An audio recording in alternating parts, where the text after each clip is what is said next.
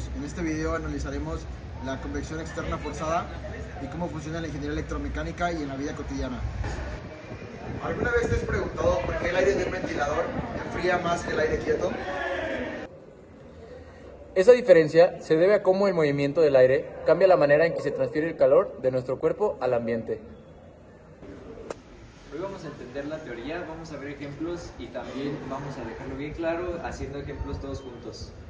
Y también veremos cómo todo esto aplica en ingeniería electromecánica utilizando herramientas de simulación e inteligencia artificial.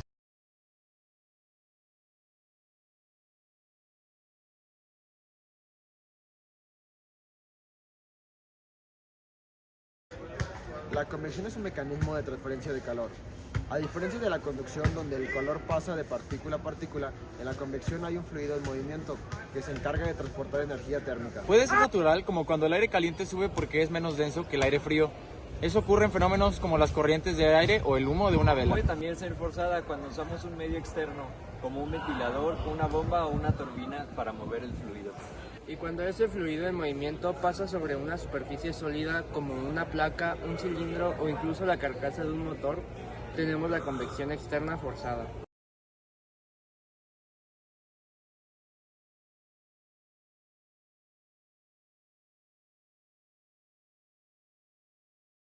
Al moverse el fluido sobre una superficie aparece la capa límite, una región muy delgada donde la velocidad pasa de cero justo a la superficie, hasta alcanzar la velocidad libre. Y dentro de esa misma zona también se da un gradiente de temperatura porque la superficie suele estar más caliente o más fría. Para realizar todo esto usamos números adimensionales, que son el número de Reynolds, el número de Nusselt y el número de Prandtl.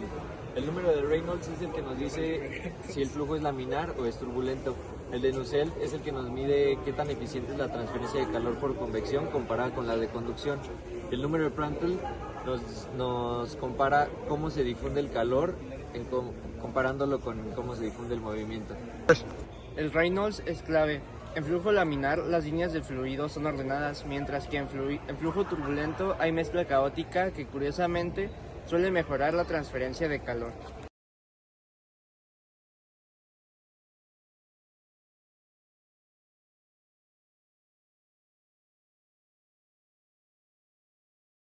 Cuando un ventilador enfría una computadora, lo que ocurre es convección externa forzada. En un automóvil el aire que pasa sobre el radiador enfría el motor. Una secadora de pelo empuja el aire caliente a la fuerza, acelerando la transferencia de calor al cabello. Y hasta en la aerodinámica, el aire que circula sobre las alas de un avión ayuda a disipar el calor generado por la fricción. Y en sistemas HVAC y turbomáquinas, la convección externa forzada es la base del diseño térmico. Sin ella, los equipos colapsarían por sobrecalentamiento. Este tipo de convección ocurre cuando un fluido como el aire o el agua fluye sobre una superficie sólida y transfiere calor entre ambos, gracias a una fuerza externa, por ejemplo un ventilador, una bomba o el movimiento de un vehículo. En la convección distinguimos entre dos tipos principales: convección natural, donde el movimiento del fluido ocurre por diferencias de densidad, y convección forzada, donde el fluido es impulsado por un agente externo. En este video nos enfocaremos en la segunda y más específicamente en la convección externa, donde el fluido se mueve sobre una superficie sólida que no está dentro del flujo, como un tubo o una placa plana. El análisis de la convección externa forzada se basa en tres ecuaciones clave. Primero es la ecuación de conservación de energía. La otra es la ecuación de movimiento del fluido, que es también conocida como la de Navier-Stokes. Y la otra es la ecuación de continuidad. Aunque para resolver los problemas en esta ocasión y de manera más práctica, generalmente se usa las correlaciones empíricas que ya se han obtenido desde antes. Las variables más importantes son el número de Reynolds, que indica el régimen del flujo, el número de Nusselt, que relaciona la convección con la conducción, y el número de Prandtl, que vincula las propiedades térmicas y dinámicas del fluido. A partir de ellos podemos calcular el coeficiente de convección y por tanto la transferencia de calor. Vamos a resolver un primer ejercicio para aplicar estos conceptos. El ejemplo 1 va a ser: Aire a 25 grados centígrados fluye a 5 metros sobre segundo sobre una placa plana de 1 metro de longitud y 0.5 metros de ancho, cuya superficie está a 75 grados centígrados. Calculemos el coeficiente de convección y el flujo de calor por unidad de área. Calculamos el número de Reynolds como primer paso, que es igual a V por L sobre V, usando V igual a 5 milisegundos y L igual a 1 metro, y V es igual a 1.6 por 10 a la menos 5 metros al cuadrado sobre segundo. Tenemos que RE es igual a 3.1 por 10 a la 5. Como RE es menor que 5 por 10 a la 5, el flujo es laminar.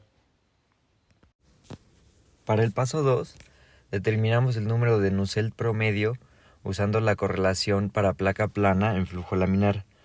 Esta fórmula es: el número de Nusselt es igual a 0.664 del número de Reynolds a la 1 medio por el número de Prandtl a la 1 tercio. En este problema, para el aire usamos que el número de Prandtl es 0.7.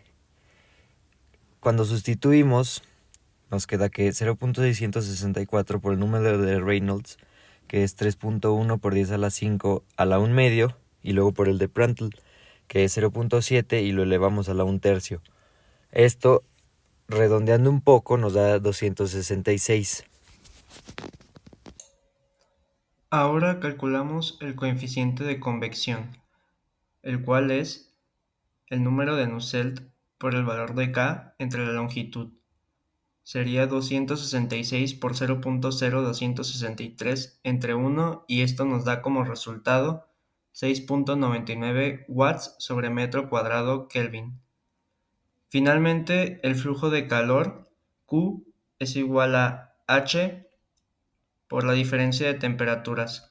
Esto es igual a 6.99 por la diferencia entre 75 y 25 y nos da como resultado 349.5 watts sobre metro cuadrado. Así obtenemos la intensidad de transferencia térmica por unidad de área. Ejemplo 2. Agua de 20 grados centígrados fluye a 1 metro sobre segundo alrededor de un cilindro de 5 centímetros de diámetro, cuya superficie está a 60 centígrados. Queremos determinar el coeficiente de convección. Calculamos el número de Reynolds como primer paso, al igual que en el ejercicio número 1. El número de Reynolds es igual a V por D sobre V. Para el agua a 20 grados centígrados, V es igual a 1.0 por 10 a la menos 6 metro cuadrado sobre segundo. Y tenemos que R es igual a 1 por 0.05 sobre 1 por 10 a la menos 6. Y esto nos da que es igual a 5 por 10 a la 4. Y el flujo es turbulento. Para el paso 2, para flujo externo sobre un cilindro, usamos la correlación de Churchill y Bernstein. Esta correlación nos dice que el número de Nusselt es igual a 0.3 más la división de 0.62 por el número de Reynolds a la 1 medio por el número de Prandtl a la 1 tercio, todo esto sobre 1 más la división de 0.4 sobre el número de Prandtl a la 2 tercios y todo el denominador a la 1 cuarto. Luego esto se multiplica por 1 más la división del número de Reynolds sobre 282.000, esta división a la 5 octavos y este último paréntesis a la 4 quintos, como se muestra en la imagen más claramente, ¿verdad?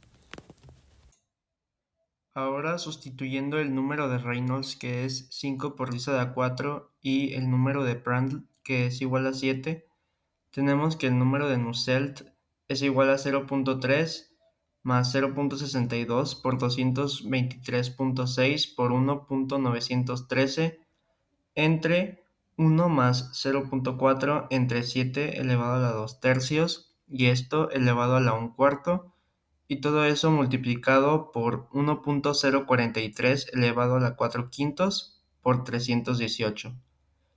Luego, H es igual al número de Nusselt por el valor de K entre D. Y esto sería igual a 318 por 0.6 entre 0.05. Esto nos da como resultado 3816 watts sobre metro cuadrado Kelvin, como se muestra en la imagen. El agua, por su alta conductividad, transfiere mucho más calor que el aire. Ahora te voy a proponer 2 ejercicios para que practiques por tu cuenta. Ejercicio 1. Aire a 10 metros sobre segundos fluye sobre una placa de 2 metros de longitud a 100 grados centígrados. Con aire ambiente a 20 grados centígrados, determina H y Q. Ejercicio 2. Aceite SAE 30 a 60 grados centígrados fluye a 0.3 metros sobre segundo alrededor de un tubo de 3 centímetros de diámetro a 90 grados centígrados. Calcula el número de Nusselt y el coeficiente de convección. Vamos a mostrar esquemas limpios de cada ejercicio con datos visibles en pantalla, cronómetro o animación que invite a pausar el video.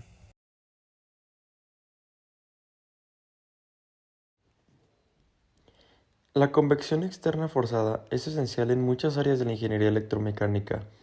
Por ejemplo, en el diseño de radiadores y disipadores de calor para motores eléctricos, transformadores o componentes electrónicos. También se aplica en turbinas, intercambiadores de calor y sistemas de climatización industrial. Los ingenieros siempre buscan optimizar el flujo y las superficies para maximizar la transferencia térmica y así poder minimizar el consumo de energía. Todo esto con el fin de que los sistemas sean mucho más eficientes. Incluso en el diseño de vehículos eléctricos, la gestión térmica de baterías y motores se basa en la convección forzada, ya que un control térmico eficiente prolonga la vida útil de los componentes y mejora el rendimiento.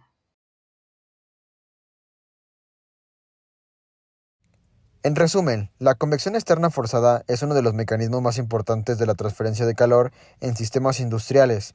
Comprender sus fundamentos y saber aplicar las correlaciones adecuadas es clave para cualquier ingeniero electromecánico. Esperamos que estos ejemplos te ayuden a fortalecer tus conocimientos. Si te sirvió, comparte este video y comenta tus resultados de los ejercicios propuestos.